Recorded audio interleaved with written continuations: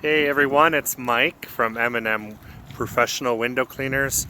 I'm here in beautiful Newcastle. I love Newcastle because it was really built well. Some nice buildings, a nice downtown, and everything sort of fits in with each other.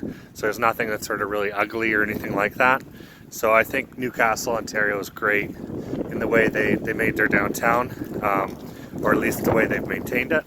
So I'm at Shoppers Drug Mart here, and just going to be cleaning the windows. It's actually a job I've been trying to get for a few years, but didn't work until now. That they wanted someone reliable and dependable and a professional company to take care of their window cleaning once a month. So that's what I'm about to do. It's pretty chilly today here, and it's about 0 degrees, but at least you don't need antifreeze in the water.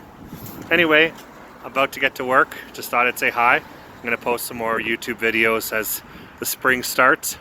At least it's a meteorological spring. Anyway, have a great day everyone.